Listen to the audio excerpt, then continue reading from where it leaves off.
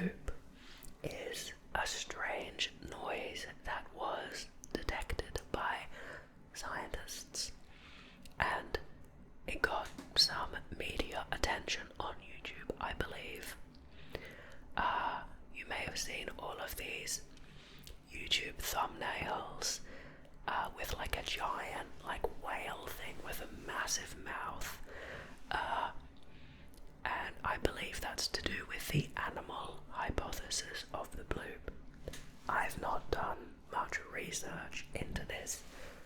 I've heard of it in passing, and I've seen these videos in my recommended feed, so I'm interested to learn more about it today in our Whispering Wikipedia. Now, before we begin, I'd like to remind you both to leave me a video topic suggestion in the comments if you have one, or just say hello. And also that you can watch all of my ASMR uploads on my Patreon without the YouTube advertisements. Okay, without further ado, the bloop. Bloop was an ultra-low frequency, high amplitude underwater sound detected by the U.S. National Oceanic and Atmospheric Administration, NOAA for short, in 1997. By 2012, earlier speculation that the sound originated from a marine animal was replaced by NOAA's description of the sound as being consistent with noises generated via non-tectonic cryosystems originating from glacial movements, such as ice carving or through seabed gouging by ice. It's fascinating to think that scientists have to postulate all of these different things about something that is so inherently mysterious, and that we have conjecture and possibilities of things completely unknown, like a giant animal, that are seriously put forward by scientists. I love the idea that there could be things out there that we seriously don't understand in the universe. A little bit of mystery is fairly fun, I think. Now, the sound profile. The sound's source was roughly triangulated to a specific point, a remote point in the South Pacific Ocean west of the southern tip of South America. The sound was detected by the Equatorial Pacific Ocean Autonomous Hydrophone Array. That's a mouthful. This is a system of hydrophones primarily used to monitor undersea seismicity, ice noise, and marine mammal population and migration. This is a stand-alone system designed and built by NOAA's Pacific Marine Environmental Laboratory, PMEL for short, to argue NOAA's use of the U.S. Navy Sound Surveillance System, SOSUS, which was equipment originally designed to detect Soviet submarines. According to the NOAA description, the sound rose in frequency over about 1 minute and was of sufficient amplitude to be heard on multiple sensors at a range of over 5,000 kilometers. Now to the ice quake origin theory. The NOAA Vents program has attributed the sound to that of a large cryosystem, also known as an ice quake. Ice quake sounds cooler to me.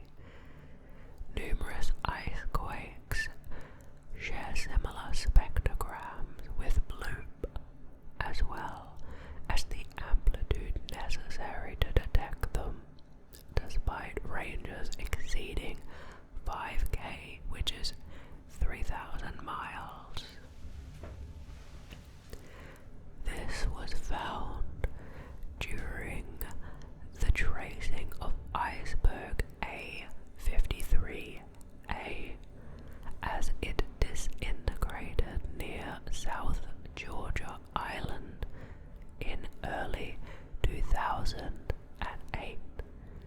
The icebergs involved in generating the sound were most likely between Bransfield Strait and the Ross Sea, or possibly Cape Adare, a well-known source of cryogenic signals. Sounds generated by ice quakes are easily determined through the use of hydrophones, since seawater, an excellent sound channel, allows the ambient sounds generated through ice activities to travel great distances.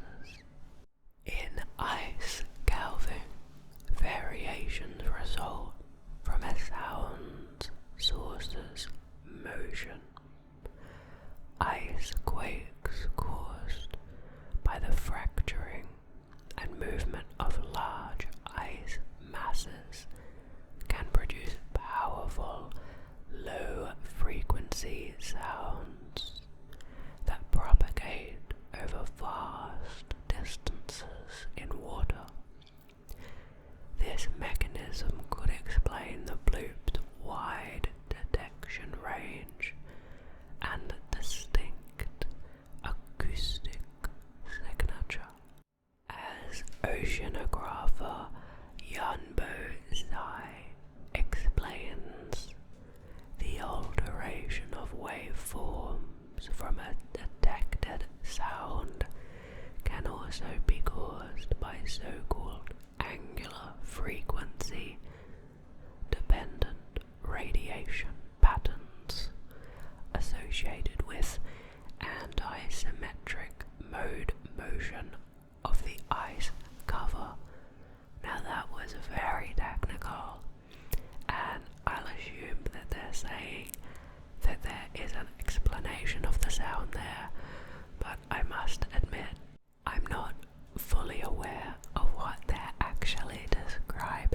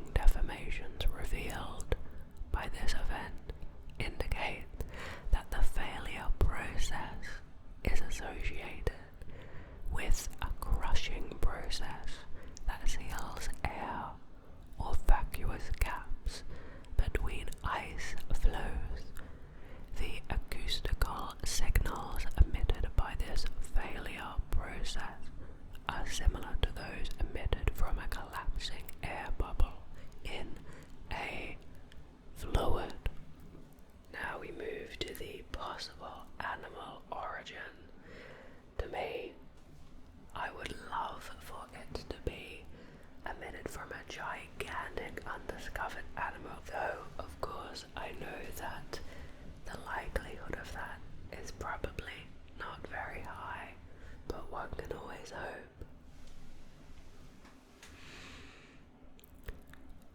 Noah's Christopher Fox, in an interview with CNN in 2001, stated he believed the Bloop to be ice calving in Antarctica.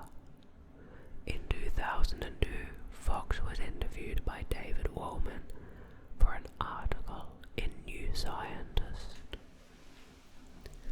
where he stated that he did not believe its origin was man-made, such as a submarine or a bomb.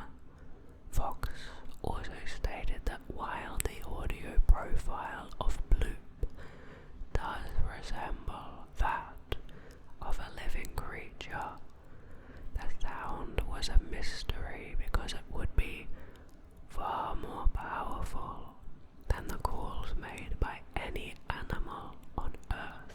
Wman reported in his article the following, and here is an excerpt. Fox's hunch is that the sound nicknamed Bloop is the most likely out of the other recorded unidentified sounds to come from some sort of animal, because its signature is a rapid variation in frequency, similar to that of sounds known to be made by marine beasts. There is one crucial difference, however. In 1997, Bloop was detected by sensors up to 4,800 kilometers, 3,000 miles apart. That means it must be far louder than any whale noise or any other animal noise for that matter. Is it even remotely possible that some creature bigger than any whale is lurking in the ocean depths? Or perhaps more likely, something that is much more efficient at making sound. Now, lastly, according to author Philip Hayward, Wman's speculations amplified Fox's hunch and, through the use of the word likely, opened the door for subsequent speculation as to what such an efficient noise-making entity might be. Over the last decade, consensus has supported the argument that the noise is produced by ice fracturing processes. Unfortunately for my mystery-seeking mind, it does make too much sense that it would be ice, so I assume it is that.